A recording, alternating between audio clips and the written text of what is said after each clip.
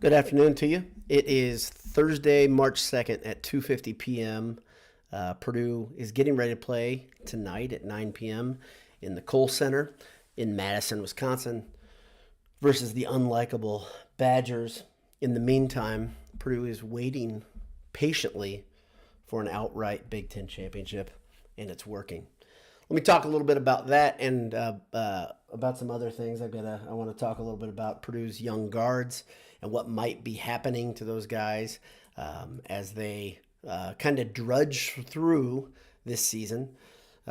Nate, thanks for tuning in. Appreciate it. But before I do it, let me thank our sponsors. Let me thank Martin Vintage. Head over to martinvintage.com. Pick up a t-shirt or sweatshirt. Enter Boiled at checkout, get 15% off. If you missed the big sale this weekend, they had a 20% off, and I think that's passed. Also, when you're on campus for the Illinois game, it's coming up. That could be a chance for people to see the Big Ten trophy. We already know Purdue's guaranteed part of the trophy. Maybe they'll just get the top part. Just kidding. No, they've got at least a portion of the Big Ten championship already wrapped up. We await how they will win the outright, if they can do it. But while you're on campus, head over to AJ's on Vine. Before you go over there, go to eatajs.com. When you get there, talk to Adam. He's a great guy. It's a great place to meet, hang out, watch some TVs, burgers, beef, beer. eatajs.com. So first off, this shirt, I want to talk a little bit about something that I think is a funny thing. Okay, obviously, again, I don't even know what brand this is. I don't know what that means. I don't, I'm a Martin Vintage guy, but I saw this. I was like, I don't know what that is, but I had to buy the shirt. So I kid, of course. So every year, if you don't know this, Nike puts out warm-up shirts for the teams that make the tournament. And this year, Nike put out shirts that are just absolutely stupid and not good looking. And University Bookstore noted they didn't print the shirts. They didn't design the shirts. They were just kind of given them. And generally, they sell like hotcakes. I really think that. This year, I think they're not going to. But when I saw this shirt at Dick's Sporting Goods, I was like, okay, if it's got the script on it, I'm kind of a sucker for it. Honestly, it's that simple for me. I love this logo. And so I did something I never do, which is pay full retail for something because I think the shirt is just incredible. So this is my version of Purdue's tournament shirt this year. This is what I'm going to be wearing on opening Thursday and Friday, opening weekend, to support the good guys. But the thing on this, on the tournament shirt that Nike put out says Purdue Sole, S-O-L-E, and Nike's convoluted explanation why they put that on every shirt for every team is silly. I'm not even going to give it the time of day. I've already given them too much time. But the thing that's funny and is when you say Purdue's whole, kind of sounds like you're saying Purdue's whole, which the whole thing, they did a bad job. Nike did a bad job. Don't buy that shirt. It's not a good shirt. But let me talk about something that's a little bit more important, a little bit more fun. Last night, if you were watching basketball, which many of you were on Twitter with me, and I was delighting in what I saw. First off, we saw Ohio State beat Maryland. And Ohio State has all of a sudden remembered they're pretty good at basketball. They've got lots of talent on that team. And all of a sudden, they're kind of cooking. They look like the Ohio State team back in December all of a sudden. So they beat Maryland. Once again, these teams with these experienced athletic guards, you can't replicate that. Ohio State has another old guard. I think they have a 23-year-old. I think Maryland has a 23-year-old. I'm going to talk about that here in a second, how important that is. Speaking of 23-year-old guards, Northwestern, who has some old guards, some guys that have gone through transfer. One of them, I think, Adij, who a lot of people think is the Big Ten, one of the, if not the defensive player of the year. He's on the all-defensive team. He and Zach Edey will play on those games. They'll travel around to other conferences and play against their offensive teams. See, that's not true. It's a lie. But Adij is a great defender. He's an old man. And Northwestern got beaten by Penn State last night at Northwestern. The night before, I think 2 nights ago, IU got beaten by Iowa at IU. So what does this mean to Purdue? Well, it means Purdue can sit back, relax while other teams do their bidding and just keep knocking those teams that were 2 games behind back another rung. If you look at this right now, Purdue had a 2-game lead coming into the night on Michigan, Maryland, and Northwestern last night. Before that was IU.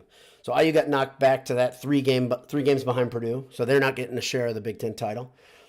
Now, of course, Maryland's not getting a share of the Big Ten title. Now, Northwestern's not getting a share of the Big Ten title. And if Illinois wins tonight at 7 p.m., they will knock Michigan out of any share of the Big Ten title, all while Purdue does nothing. Like I said this a week ago, I think I said it's been the year of second chances for Purdue. It doesn't matter what they do, they get another chance. And the reason is it depends on where you're focusing, but I would say Purdue did their work. This is kind of like there's a great moral of this story. Start off right away doing things the right way and it pays off. And Purdue has been playing good basketball since November. Okay. And in January, really, they did their work for this Big Ten title. They won 6 straight road games in the Big Ten. That's a very colossal task. I don't care which 6 Big Ten teams you're playing. That's a big deal. And that's when Purdue won the Big Ten title. Brian Newbert talked about this idea. It's a little bit different. His messaging is a little different. You don't win the Big Ten by beating the other teams that are great on a Saturday night. You win the Big Ten by beating Minnesota on a Tuesday or Wednesday night. I think I'm quoting him somewhat accurately. And I think the principle is absolutely accurate. But really, Purdue, more than just beating Minnesota on a Wednesday night, and beating like a drum, by the way. I think it was a Wednesday or a Tuesday night when they beat the hell out of them.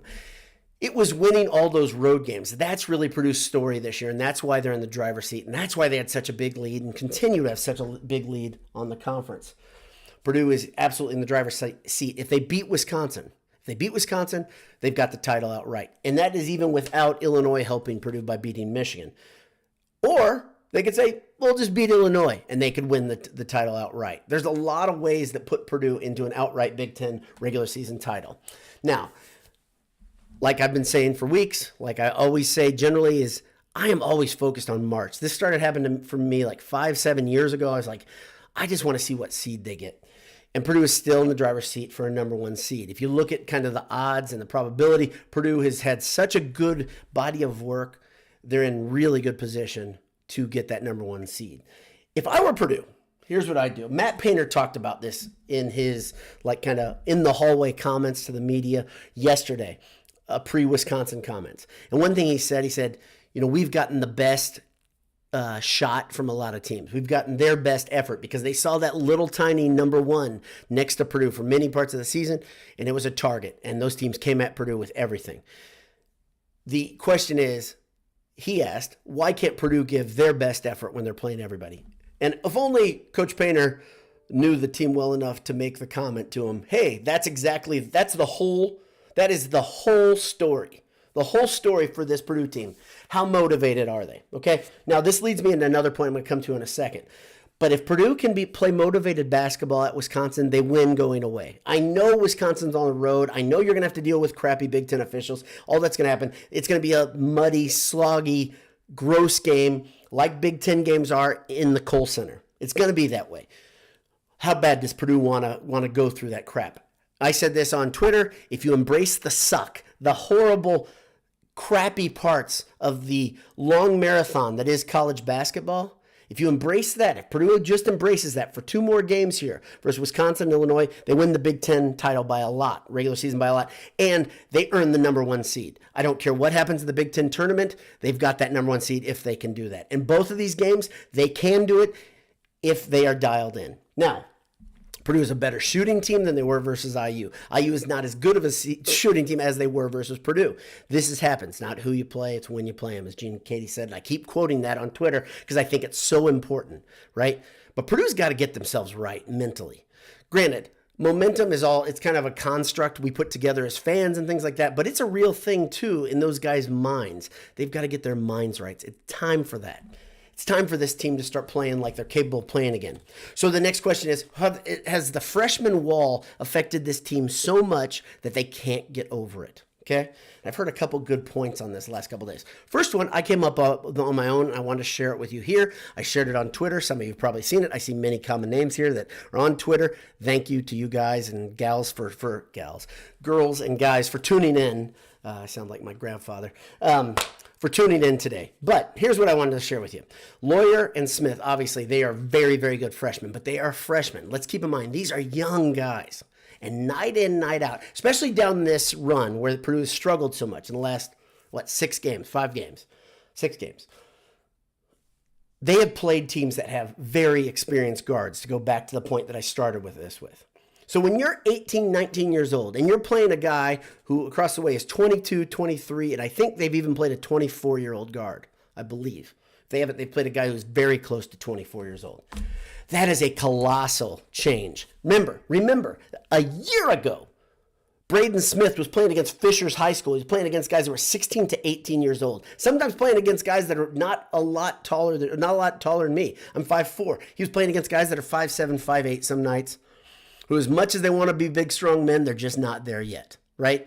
They are playing against men now, and they are playing against guys who are not only, when you look at Northwestern and Maryland and IU, specifically, those 3 teams, you see teams that are ball-dominant guards. These guys are very long, they are very quick, they are very athletic, and they are full-grown-ass men. We cannot discount that. So now the question is, has Purdue learned enough? Number one, what they're getting into. Lawyer and Smith both. Is that enough to overcome the fact that they're going to beat the living hell out of these young Purdue guards? They are going to take the fight to them. They're going to set high screens. They're going to move in those high screens. They're going to stick out their leg, give them Charlie horses. They're going to trip them. They're going to throw elbows. It's going to happen. We've all talked about this. It's going to happen. Can they get through it? And then the next question is, how much do these guys want the fight? Right? Let's hope they want it, because it's coming to them one way or another. Is Purdue ahead of schedule? Yes, like I've said all over. Purdue is ahead of schedule.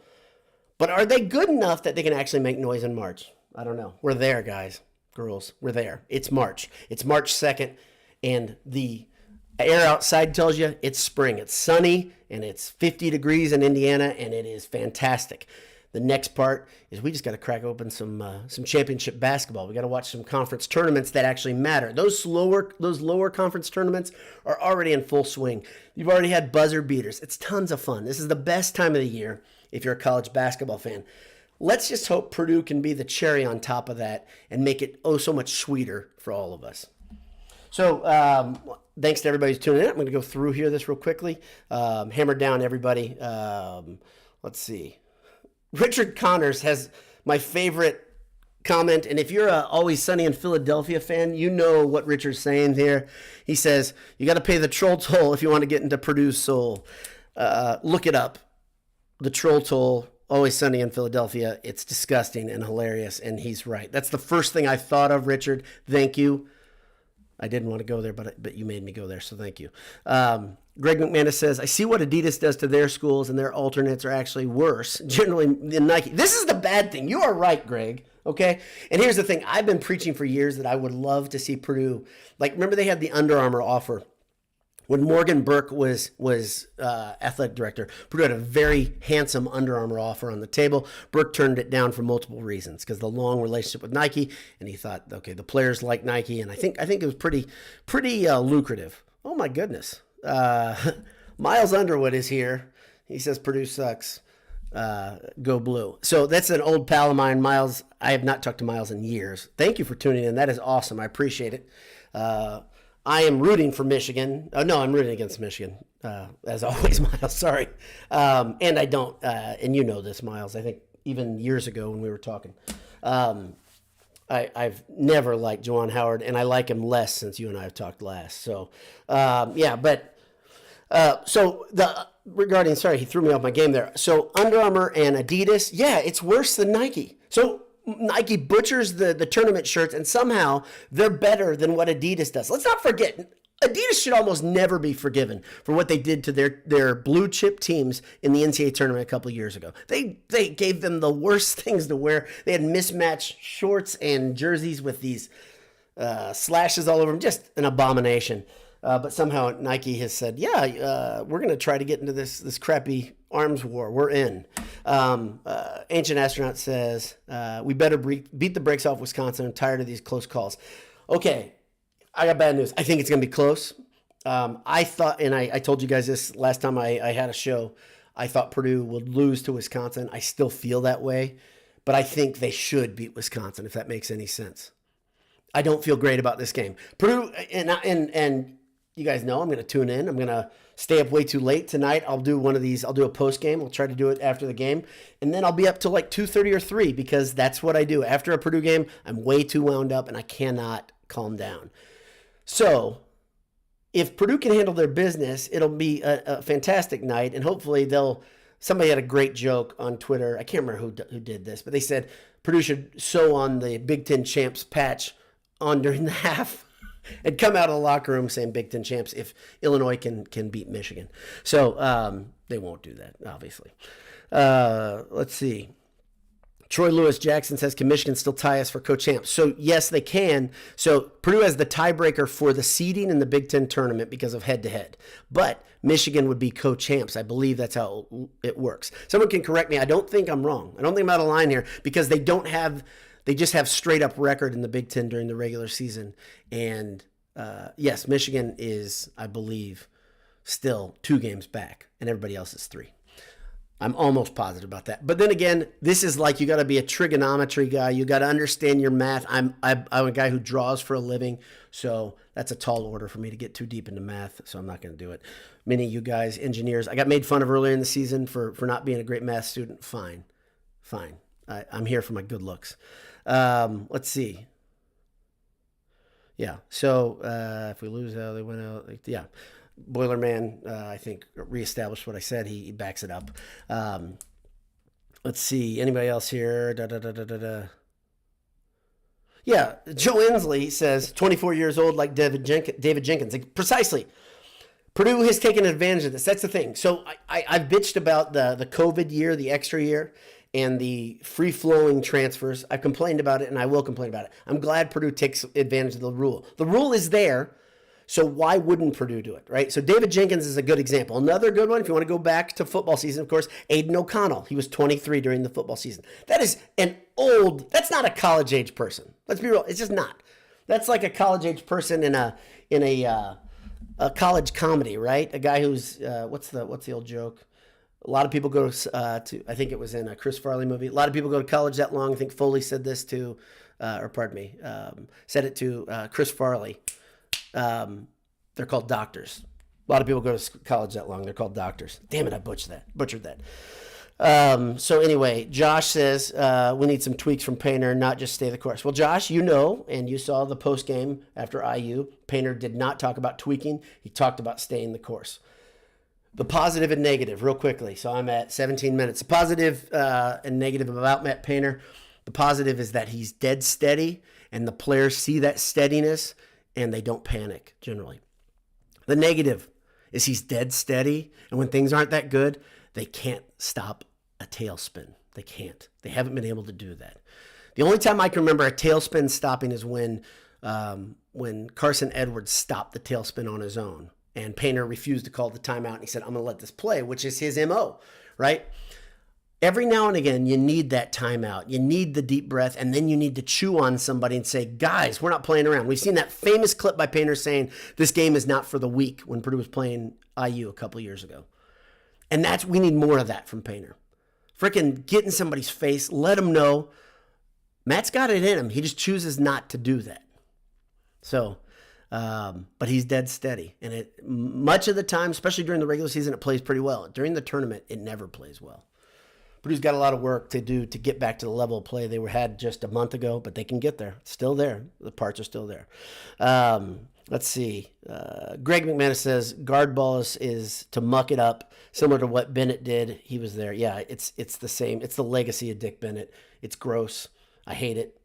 I disdain the fact that so much of the Big Ten is based on that reputation. Took Purdue 7 years to get out of that reputation. Purdue was that type of team too for a while, but now Purdue's an offensive team, bit of a juggernaut there, very efficient offense.